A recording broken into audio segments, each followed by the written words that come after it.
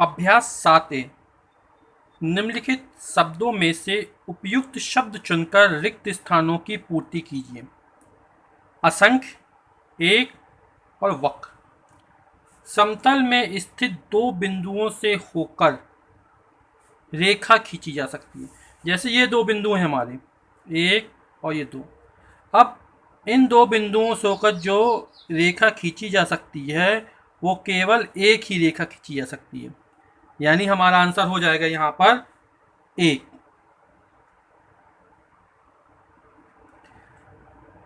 समतल में स्थित किसी रेखा में बिंदु होते हैं। जैसे हमारी ये रेखा है तो इसमें बहुत सारे बिंदु हो सकते हैं जिनकी कोई संख्या क्या है, निश्चित नहीं है, यानी कि यहां पर हो जाएंगे असंख्य बिंदु।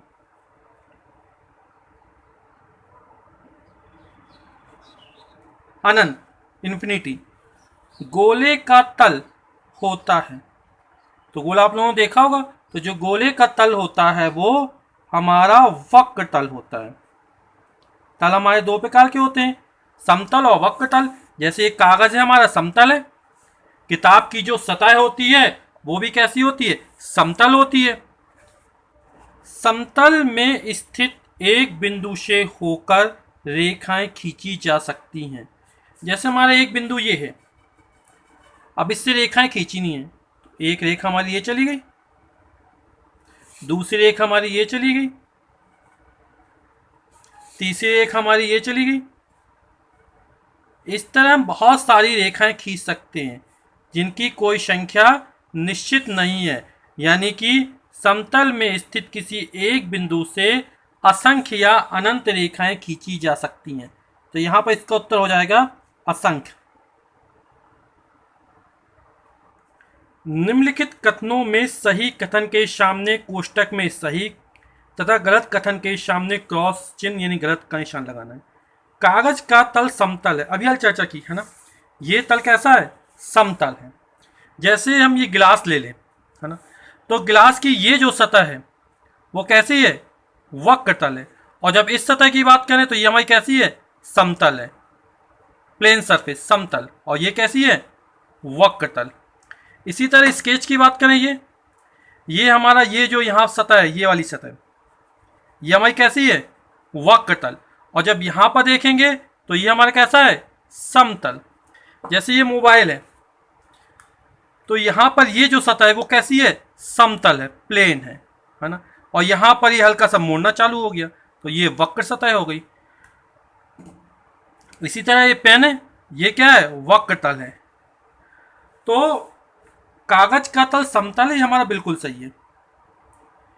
तीन असंरेखी बिंदुओं से असंख्य समतल खींचे जा सकते हैं। तीन असंरेखी बिंदु, जैसे एक, दो, एक रेखा में स्थित नहीं हूं, तब जो प्लेन बनेगा वो हमारा एक ही प्लेन बन सकता है, एक ही समतल बन सकता है। यानी कि यहां पर असंख्य लिखी हमारा कैसा हो जाएगा, गलत हो जाएगा। समतल में स्थित दो रेखाएं सदैव समांतर होती हैं। जैसे ये समतल है हमारा, तो दो रेखाएं खींची, तो क्या ये समांतर रेखाएं हैं, नहीं, ये जब इसको आगे बढ़ाएंगे तो ये प्रतिच्छेद कर देंगी। तो रेखाएं समांतर भी हो सकती है और प्रतिच्छेदी भी हो सकती हैं। तो यहां पर लिखा है समतल में स्थित दो रेखाएं सदैव समांतर होती हैं, तो हमारा कथन हो जाएगा गलत। कमरे की दीवार का तल समतल है। कमरे की दीवार कागज की तल की तरह होती है, तो ये हमारा क्या हो जाएगा, समतल हो जाएगा। स्तंभ ए एवं बी में सही जोड़े का मिलान कीजिए। तो यहां पर समतल है, समतल और वक्रतल है, और वक्रतल है। हमें देखना है ये जो आकृतियां वो किस प्रकार की हैं। जैसे ग्लोब, तो जो ग्लोब है वो हमारा कैसा होता है, वक्रतल होता है। स्टील की अलमारी, स्टील की अलमारी जो होती है वो समतल होती है, किनारे हटा दीजिए, जो टर्निंग करते हैं तो ज्यादातर वो समतल ही होती है। खीरा, खीरा जो हमारा होता है वो वक्रतल होता है। फिर लोहे का पाइप, जो लोहे का पाइप होता है वो भी हमारा कैसा होता है, वक्रतल होता है।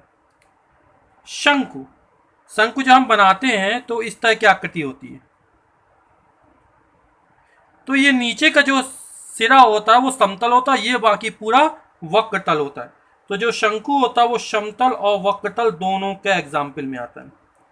श्यामपट्ट का तल ये जो होता है वो हमारा समतल होता है। ठोस बेलन, जैसे ये क्या है, ठोस बेलन है ना। इस तरह ये भी हमारा क्या है, पूरा ठोस बेलन है, वक्र सतह। इस स्केच को ही मान सकते हैं, यदि इतना हिस्सा लें इसका, यहां से यहां तक अंदर से पूरा भरा, तो ये भी ठोस बेलन के रूप में आएगा। तो इसकी ये जो सतह होती है वो कैसी होती है, समतल होती है। तो किनारे की दोनों सतह समतल और ये सतह जो होती है वो कैसी होती है, वक्रतल होती है। तो जो ठोस बेलन है वो हमारा समतल और वक्रतल दोनों में आएगा, और कांच की गोली जो होगी वो वक्रतल में आएगी। ठोस बेलन में कितने समतल एवं कितने वक्रतल होते हैं। तो ये ठोस बेलन बनाया गया है, तो इसकी ये जो सतह है यहाँ पर, और ये सतह भी दिखाया था, जैसे ये वाली सतह, ये सतह कैसी है, समतल है। तो जो ठोस बेलन होते हैं इसकी ये सतह और ये सतह समतल होती है, यानी समतल सतह हो जाएंगी दो, और ये जो पूरी सतह होती है ये वाली सतह, ये कैसी होती है, वक्रतल। तो वक्रतल सतह हो जाएगी हमारी एक। तो इस प्रकार ठोस बेलन में दो समतल सतह और एक वक्रतल सतह होती हैं। समतल के 3 गुण बताइए। तो सपाट पृष्ठ को समतल कहते हैं, और समतल का पहला गुण है समतल में एक बिंदु से जाने वाली असंख्य रेखाएं खींची जा सकती हैं। दूसरा गुण हो गया समतल में स्थित किन्हीं दो बिंदुओं से उसी तल में एक और केवल एक रेखा खींची जा सकती है, और रेखा का प्रत्येक बिंदु उस तल से कभी भी बाहर नहीं होता है। और तीसरा गुण है एक समतल में जो दो रेखाएं होती हैं वो या तो प्रतिच्छेदी रेखाएं होंगी, एक दूसरे को काटेंगी, या फिर वो समांतर रेखाएं होंगी। जैसे ये दो रेखाएं हैं, तो ये नहीं लग रहा कि एक दूसरे को काट रही हैं, तो रेखा गुण है कि इसको आगे या पीछे बढ़ा सकते हैं। जब इसको हम इस तरह बढ़ाते हैं तो ये इस वाले बिंदु पर आकर मिल जाती हैं, प्रतिच्छेद कर देती हैं। इसलिए या तो समांतर रेखाएं होंगी जो आगे या पीछे बढ़ाने पर एक दूसरे को प्रतिच्छेद नहीं करेंगी, या फिर हम और कोई रेखाएं खींचें जो समांतर नहीं है, तो वो निश्चित रूप से एक दूसरे को आगे या पीछे बढ़ाने पर काट देंगी या मिल जाएंगी। समतल वाली वस्तुएं एवं वक्रतल वाली वस्तुओं के 4 उदाहरण दीजिए। तो जो समतल वाली वस्तुएं हो जाएंगी, जैसे दीवार हो गई, दीवार की सतह कैसी होती है, समतल होती है। किताब कैसी होती है, समतल होती है। फिर जो मेज की ऊपरी सतह होती है वो भी कैसी होती है, समतल होती है। क्लास में जो ब्लैक बोर्ड या व्हाइट बोर्ड के तल होते हैं वो भी कैसे होते हैं, समतल होते हैं। तो दीवार, किताब, मेज की सतह, ब्लैक बोर्ड या व्हाइट बोर्ड की सतह, ये हमारी कैसे होते हैं, समतल के उदाहरण हैं।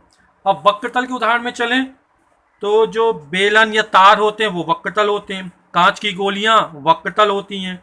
पहिया हमारा कैसा होता है, वक्रतल होता है। और जैसे सब्जियां होती, लौकी, खीरा, ये भी कैसे हैं, हमारे वक्रतल के उदाहरण हैं। अभ्यास 7 अपनी अभ्यास पुस्तिका में एक रेखा खींचिए और अंग्रेजी वर्णमाला के एक छोटे अक्षर का प्रयोग करके उसका नाम लिखिए।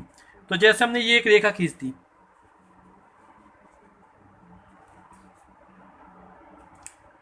और इसका नाम रख दिया एल। अपने आसपास में उपलब्ध वस्तुओं की सहायता से कोई 3 ऐसे उदाहरण दीजिए जिनसे रेखाओं या उनके भाग का बोध होता हो। तो जैसे ये किताब है हमारी, किताब के ये जो किनारे हैं वो रेखा का बोध करा रहे हैं। इसी तरह कमरे की जो दीवारें होती हैं जहाँ पर वो मिलती हैं इस तरह, तो वहाँ पर भी क्या बनती है, एक रेखा बनती है। तो जहाँ पर कमरे की दीवारें मिल रही हैं वहाँ पर भी रेखा का बोध होता है। जैसे ये पेज है, तो इस पेज के जो किनारे होते हैं वो भी रेखा का बोध कराते हैं। या फिर मेज के जो किनारे होते हैं वो भी कैसे हैं, रेखा का बोध कराते हैं। या दरवाज़ा होता है, उसके किनारे भी रेखा का बोध कराते हैं। रेखा और किरण में अंतर चित्र खींचकर स्पष्ट करें।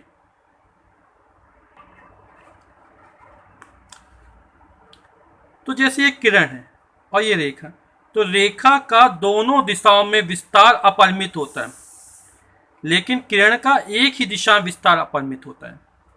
रेखा में कोई अंत बिंदु नहीं होता है, जबकि किरण का एक निश्चित निगमन बिंदु या अंत बिंदु होता है। दिए गए प्रारंभिक बिंदु, निगमन बिंदु कैपिटल ए और एक अन्य बिंदु बी से होकर जाती हुई एक किरण खींची। तो एक प्रारंभिक बिंदु या निगमन बिंदु हो गया, और यहाँ से हमने एक क्या खींचे, किरण खींचना है। किरण का एक ही दिशा में विस्तार अपरिमित होता है, क्योंकि एक निश्चित निगमन बिंदु या अंत बिंदु होता है। तो यहाँ पर ये हमारी क्या बन गई, किरण बन गई, प्रारंभिक बिंदु या निगमन बिंदु, और ये दूसरा अन्य बिंदु से होती जाती हुई एक किरण जा रही, रेज आ रही है।